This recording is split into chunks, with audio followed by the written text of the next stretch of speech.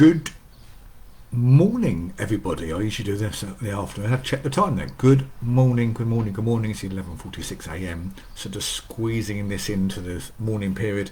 And I usually go live in the afternoon. I'll go live even in the afternoon, but today's a different day. It's a Friday, which means for me it's go shopping day.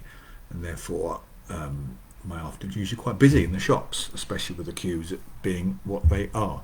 So let's dive straight into this. So we've been speaking about food all week, and a question that comes up more often than not is in relation to drinks and drinks that replace food in particular. So there's many out there. So we can start with something like juicing, and there's juicing, there's protein shakes, there's blending, there's all sorts of wonderful detox teas and coffees and all sorts of weird and wonderful potions. And I think from the title of this live, you're probably going to get where I'm going to come from on this. But for me, there's only one way to eat food, that's as a solid. Because food's intended to be the way food is intended. If steak was meant to be a liquid, we'd have steak drink. If potatoes were meant to be a liquid, we'd have potato drink.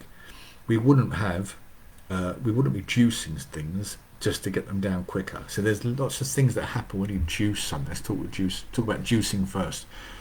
So as far as I'm concerned, I've done juice diets before. I used to be a big fan of the Juice Master, and I don't dislike him as a person. I'm still a fan of him. I think he talks a lot of sense. However, I don't believe personally that by juicing food you get the best from it, because if you look at the sort of things you generally juice, which are fruit and veg, the one thing you lose when you juice fruit and veg is fibre. And we all know fibres helps clear out our body and remove things and toxins out and baddies to come out at the other end. So if you remove that, all you're doing is, well, what are you doing? You're getting some nutrients, but not the full range of nutrients. The same as when you drink some of these pre-made juices, which generally tend to be a lot higher in sugar because they're concentrated.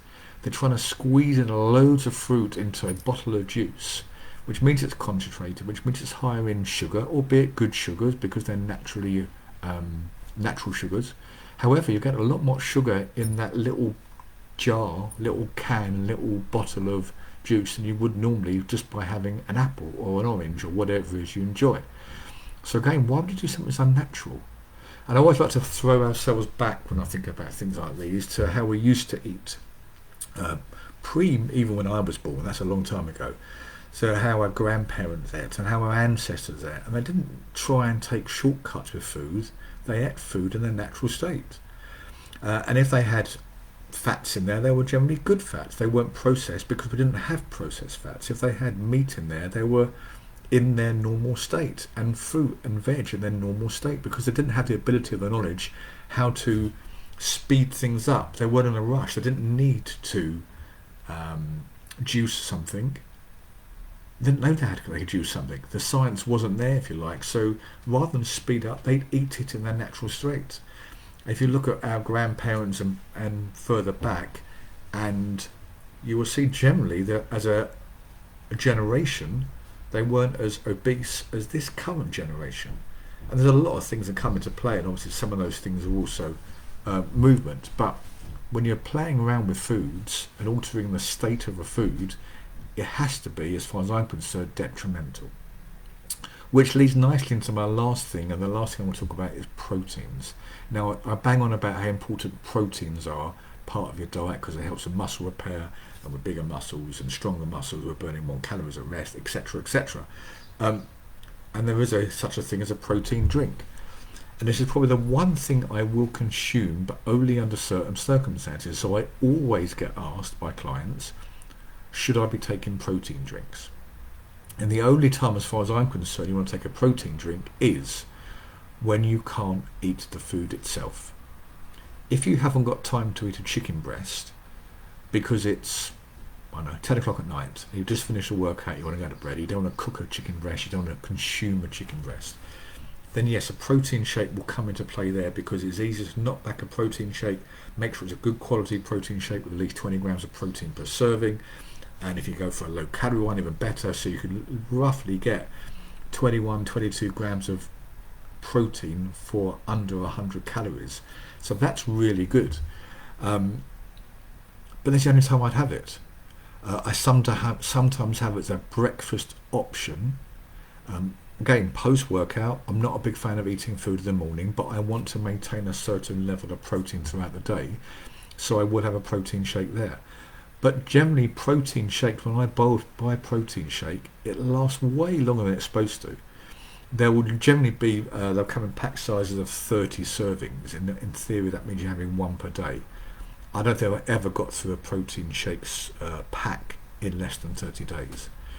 So use it as an aid to get protein in for the times you can't physically eat protein because of where you are. You may be going straight to work after a workout and you can't get protein in. You may be, I say, working out late tonight, can't get protein in. So it's the one time I would say, yes, protein shake would be good for you there. But if you're using protein shakes to replace meals because you can't be bothered to cook or you're just being lazy, then stop being lazy. Okay, simple as. Cook your food, eat it whole, and it sums up nice about the whole conversation here about solids against solids versus liquids. Eat food in its natural state as much as you physically can. If you've got the time to do it, do it. If you haven't got the time, prepare better. And I've spoken about that this week already, about planning and preparing.